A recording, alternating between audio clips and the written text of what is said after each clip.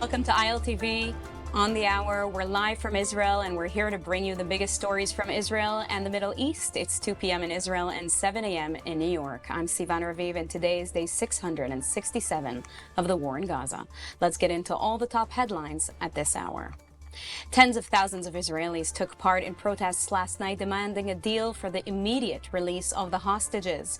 Over the weekend, Hamas released a cruel propaganda video of 24-year-old Israeli hostage Evyatar David, held in Gaza since October 7th for 667 days. That's nearly 2 years.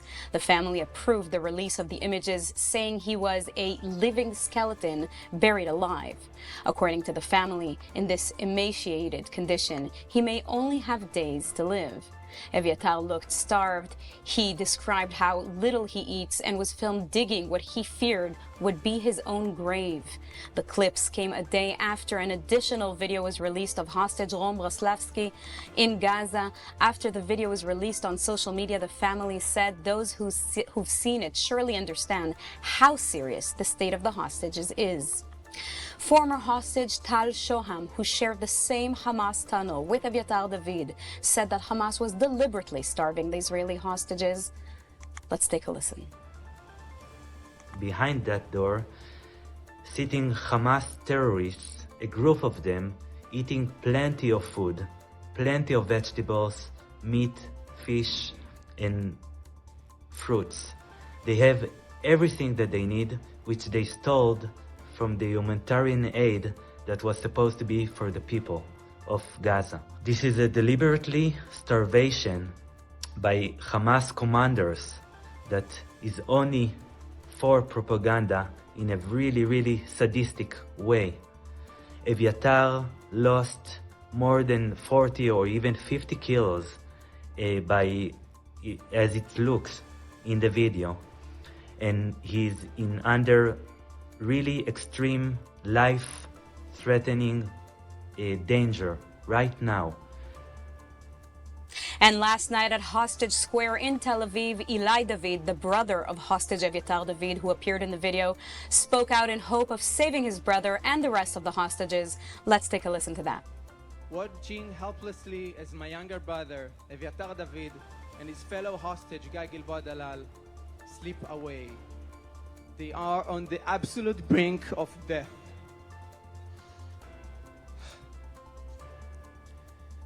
In their current unimaginable condition, they may have only days left to live. Hamas is using Evyatar in one of the most horrific and calculated campaigns of cruelty imaginable. And we're now joined by Idit Ohel, the mother of current hostage Alon Ohel, still held in Hamas captivity in Gaza as we speak. As harrowing new images emerge of the conditions inside Hamas, inside the tunnels, Idit's fight to bring her son home continues. Thank you so much, Idit, for speaking with us at this difficult time. Thank you. Idit, let's start with you. How are you? What goes through your mind when you see this kind of footage of Evyatar, so emaciated and weak, and previously Rom's video as well? Thanks to you, I've watched it now. It's very hard. I don't have to see it to know what the situation with my son and the hostages are. It's very hard. It's very difficult. And the fact is that my son is also injured, has an eye injury where he is blinded in one eye and has sharp nails all over his body. It's very difficult. The fact that he has not gotten any medical attention from the 7th of October till today. And as time goes by, he's weakened. His body has too much, not getting enough food into him, and being in the tunnel 40 meters under the ground for so long. It's unbearable. It's unimaginative, and I'm just very heartbroken that this is still going on and the hostages are not returned. Now, these images look like they came straight out of the Holocaust. Do you feel the world is waking up to the images or not at all? I don't know. I hope they do. I hope the whole world sees what's going on. You know, the humanitarian aid that's getting into Gaza is not really getting into where it's supposed to. The hostages are not getting any food into them, and it's very hard. So people are talking about the Gazans, but what about the hostages? Do not get the minimum that they should to survive, to be brought home? You know, they're innocent civilians. Aloni is an innocent civilian. He was only at the Nova Festival. He was kidnapped from a bomb shelter in Ra'im. He did nothing wrong. He was just at a party. It was taken from Israeli land, was kidnapped from Israeli land. And it's wrong. And we have to change something. We have to get the hostages out fast because they do not have enough time. Absolutely. Alon was taken from the Nova Festival, so was Evyatar, and now we're seeing that the world is focusing on a humanitarian crisis in Gaza. Do you feel the humanitarian crisis of the hostages is being ignored? Yes, it's definitely being ignored. It's definitely being ignored, and it's hard because you have to get medicine and you have to get food into the hostages. So people are saying what's going on in Gaza, but they are not talking about the hostages. There are 20 hostages still alive, and we have to make sure that they get what they need to survive. This is the most crucial thing now. So they can come home. The deal will be done, and I don't know, the war will be ending, and Alon will come home alive. We pray and we hope for that to happen soon. Can you tell us about your son, what kind of person he is, and when you last heard anything concrete about him? Well, firstly, Alon is just a joyful person. He constantly smiles, and he loves music. You know, he's a pianist. He's been playing from the age of 9, and I think this is what also helps him survive. Also helping him survive knowing that he will be freed because the 3 hostages that were with him already came back home. They were released, and they've been home for the 5 months now. From the end of February, Elia returned, and Or Levi and Eli Sharabi, they were with him. Mm-hmm. So we know about Alon's situation from them. When Eli Sharabi came out with Or, they were thin as in the Holocaust, and that's Alon. That's where he was for the past 500 days that time, and we're worried. We're worried every day. I don't need to see these photos to understand what my son's situation is. I know this every day, and I'm screaming and I'm shouting and I'm asking, please let my son go. Please bring him back home. Every day. So I'm asking the world to see what's going on and demand the hostages will be returned. This is humanitarian issue. It's not a political one. It absolutely is a humanitarian issue, and we know, like you said, that he was left behind during the last hostage exchange deal. Have you been given any updates about his condition, any proof of life since then? He's left alone now. We don't know much, but we know that he's alive. Other than that, I don't know nothing. I know that he's starved. I know that he's being held in harsh conditions. And I know that he needs to come home. And time is running out. That I know. And I know that he has never gotten any medical attention to his eye.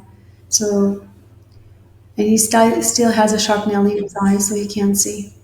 And I'm worried about that. I'm worried about the injury. I'm worried about that his injury is life-threatening. And every day that goes by is not easy for us. It's very difficult to understand, but as a mother, this is the worst thing that can happen to your kid. knowing that he is alive, but you cannot help him. I cannot go to Gaza, which is only, 4-hour drive from my house, go inside and be a shield against Hamas so they won't beat him, give him food that he doesn't get, and give him a hug that he hasn't gotten for so much long. So All of those things that he very much deserves. I'm so sorry that you're going through this. You've spoken to other hostage families, Shirley. What are those conversations like now, especially after these videos have been released? we are all worried. We are all worried that the world hasn't seen enough, and that they're not doing enough. It's not just Israel; it's the world. We need people to to be there for us and make sure that the hostages will return. That's what we need. We need the world to see the truth. And the truth is that innocent civilians were kidnapped and they are being held in very, very difficult conditions. And we need them to be brought home so they can live their lives. The lives they very much deserve to be living. So it's now 667 days, and I'm really sorry to have to even say that, but it's nearly 2 years. How do you keep your hope alive? Because I have faith that my son is coming home. I have faith in the being human, and in the fact that there is good in this world and evil must prevail. And evil cannot continue, and the world will do something to save him. And I believe that. And I know that my son is coping, and he is staying alive because he knows that people are doing everything in their power to bring him back home. He's seen it. He's seen his friends that were with him come home. So he knows that he's going to also come home. That's what makes him strong, I guess. And I will not give up. I will not give up till my son is home. And nobody should give up. Nobody. If Alon could somehow hear you right now, what would you say to him? That I love him. That he has to be strong. And we're not giving up. And we're doing everything we can, and he needs to take care of himself and think about himself, not of us. We are fine. We are okay. He's important. And he alone he's not just my son. He's everyone's son. Everyone is doing everything in their power. The citizens of Israel and the Jewish people, I hope, and everyone who sees this hardship because it's inhumane to bring him home. So, yeah. Idit, thank you so much for speaking to us on such a difficult personal issue and also a national issue. And we all pray for your son to return home healthy, well, and safe soon, God willing. Thank you. Thank you. Thank you. And now moving on to Hostage Square in Tel Aviv, I am joined by our ILTV correspondent, Shosh Bedrosian. Shosh, we've all seen the horrific videos released of the hostages. We just spoke to the mother of another hostage, Alon Ohel. These videos, frankly, they show these young men almost looking like skeletons. What can you tell us about these videos? Skeletons and buried alive. That's exactly what the family of Evyatar and David actually had to say when this video was released yesterday. Sivan, it was actually released in two different parts, one before Shabbat and one just towards the end of Shabbat on Saturday night last night. Just absolutely cruel. His family calling it cynical. I also want to read you a little bit more of what the statement reads that they initially put out yesterday, saying, quote, Hamas is using our son as a live experiment in a vile hunger campaign. The deliberate starvation of our son as part of a propaganda campaign is one of the most horrifying acts the world has seen. I think the Israeli society here is completely shattered. Whether you're on one side of the issue compared to the other side, I think that the reality of seeing Evyatar in this state, in this condition, touch the heart, touch the core of who Israelis truly are and who Jews are. From what I've spoken to the people who live here, telling me how they feel when they see these images. I also want to make a clear parallel that people believe that the images that we've seen from Evyatar, even Rome Braslavski, showing clear signs of starvation as well, Sivan. People are drawing a direct parallel to the victims of the Holocaust, the victims who were forced into concentration camps, starved to death. You can see the structure of Evyatar's body is nearly the same, mirroring what these victims inside of concentration camps looks like. And I really believe that this situation that the society here in Israel is now forced to face is what these hostages are now facing. Look at your screen right now. You can see nearly his entire rib cage sticking out of his body through his skin. You can see his shoulder, the caps of his shoulders, it completely, outlined. You can just see his bone structure completely, his collarbones from his face, the darkened circles in his eyes, the pain that these hostages are forced to live with is beyond. And that's what people in this society are now living with. Knowing these images are out there, it's haunting. It's haunting to the family, but it's extremely haunting to the society here. Sivan? Interestingly enough, the Hamas captors don't look like that. There was a glimpse of an image where the captor's hand goes into the frame and you see that he's in a completely different condition, certainly not starving. No, and that's a good point that you make, because that's an image that continues to circulate on social media. What you're seeing on your screen is the captor handing Evyatar canned food. Obviously, there is food on deck for them right there. They can give hostages food, but they utilize food as a tool of power, not only with the hostages, but with Israeli society. Remember, also having hostages is power for Hamas. That's how they're able to stay in this war, despite losing thousands of their own terrorists who are part of their organization, their terror group there. But you're right, Sivan, and that's something that continues to pop up on social media. Why is it that the Hamas terrorist who is handing Evyatar food in that video, why is his arm, completely healthy looking compared to his thin bone-like structure that reaches out to grab that? And I think that is the conversation right now. Tal Shoham, who was a hostage held with Evyatar, and Gilboa Dalal, they're said to be held together, Sivan. Tal Shoam, he was released back in February. He said that terrorists actually have a room inside of that tunnel. He was held in that exact tunnel where they are standing and being held right now. He says that there is a room right beyond that curtain you can see in that propaganda video, where there is an air conditioning unit, where there is ample amount of food for the terrorists who stay there. He said that they were very much aware of the good conditions the terrorists were living in just between one curtain. And this was actually the last proof of life of Evyatar before this most recent one. This was released back in February. Absolutely horrific. They were forced to watch the handover ceremony of Tal Shoam and other hostages back just a few months ago. The Red Cross is actually just a few vehicles away and meant to pick up the hostages on those stages. So just the cruelty of Hamas, we thought reached a new level when this video was released, Sivan, but it is a completely different zone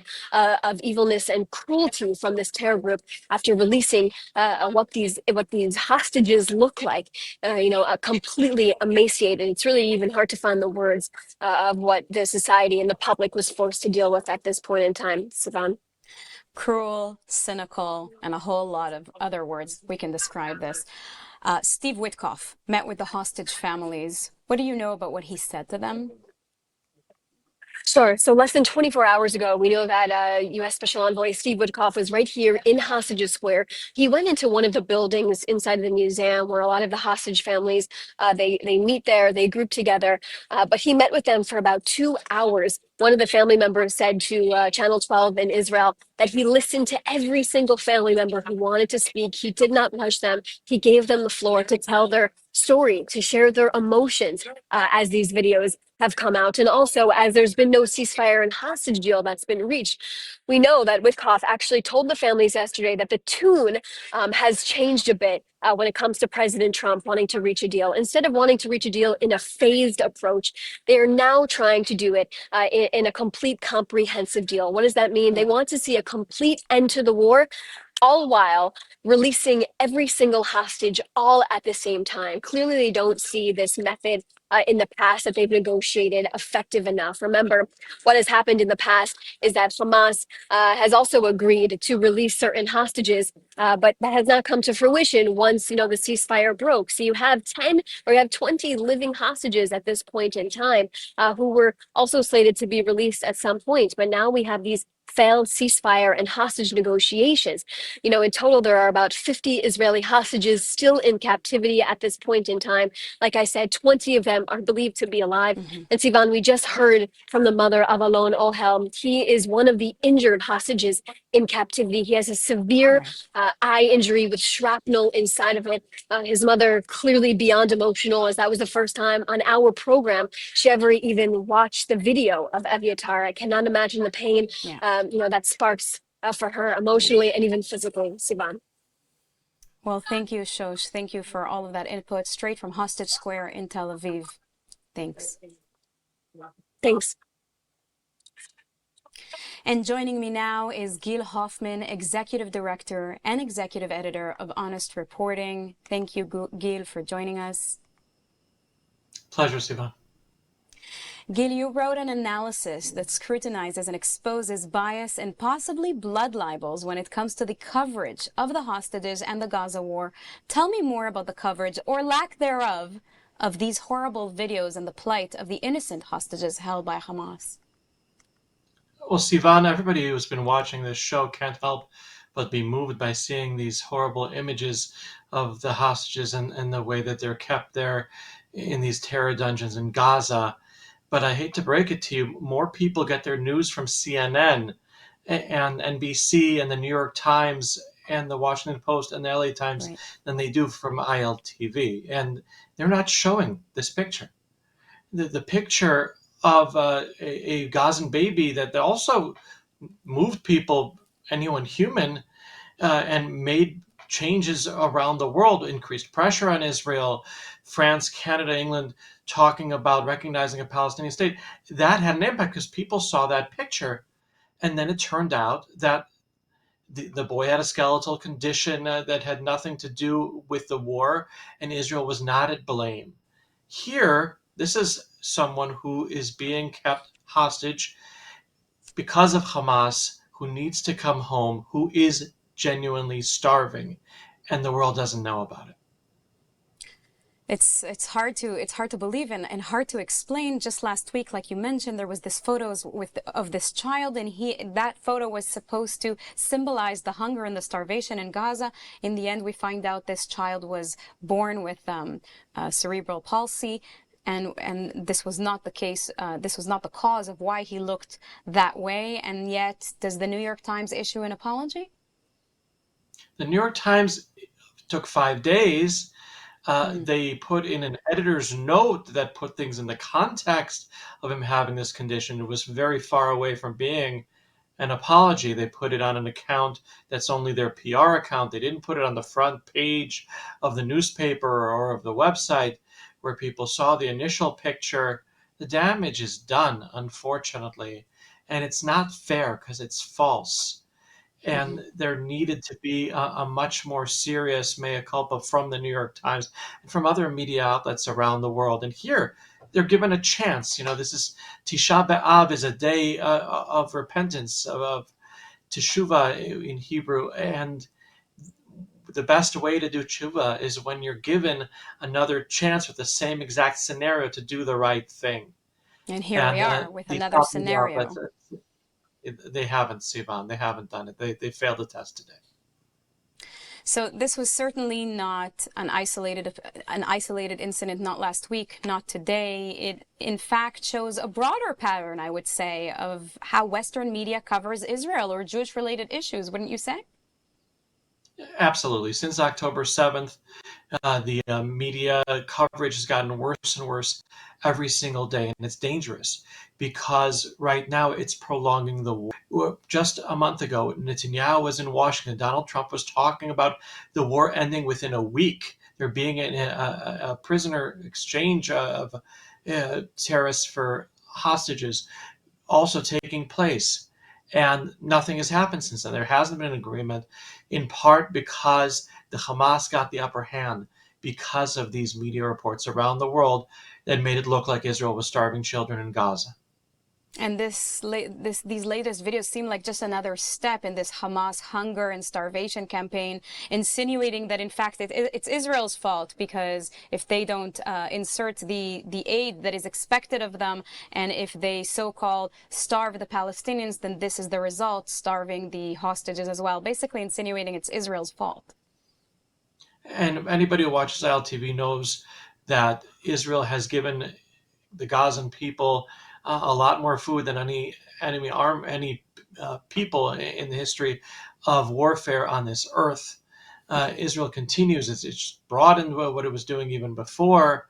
The people who are starving because of this war are people like the hostages that you saw today.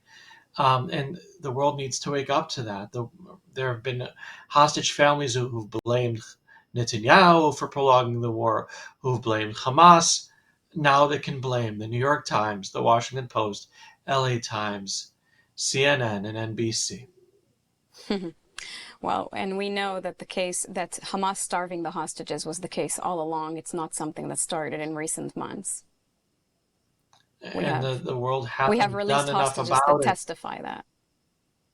Absolutely. I hope that these pictures shocked someone. There are people around the world who don't know what's going on, but there are world leaders who do. They need to be putting pressure on Qatar to put pressure on Hamas in order to bring about some kind of flexibility to end this. This can't be allowed to go on this way. And just briefly, if you can say, since we're talking about pressuring Hamas, they say they won't disarm. What other forms of pressure are left, in your opinion? America could be putting pressure on Qatar right now. They could be taking out their army base from Qatar. They could be going into Qatar and arresting Hamas leaders. There's a lot that can be done. Witkoff was just in Gaza over the weekend. Well, why did he leave? Why didn't he just stay there and say, take me to where they are, or I'm not leaving? Then what would the world do? Right now, there's no live American hostage left in Gaza. After Idit Alexander came home, there are dead American hostages. Well, what if Witkoff and his team said, we're going to stay in Gaza until we bring them home? He didn't do that. Well, Gil Hoffman, that's really important input, and thank you very much for having the courage and coming here to say it. Pleasure, Siva. That's a wrap for this edition of ILTV on the Hour, broadcasting live from Israel and the heart of the Middle East. We're here every hour on the hour with the latest breaking developments, in-depth reports, and exclusive insight into the stories shaping the region and the world. From the battlefield to the diplomacy table and from Tel Aviv to Tehran, we'll continue to bring you real-time updates, expert analysis, and voices from the ground. Stay with us throughout the day for our next edition of ILTV on the Hour. We'll be here as events continue to unfold. Scan the QR code for our apps. Until then, I'm Sivan Raviv. Thank you very much for watching.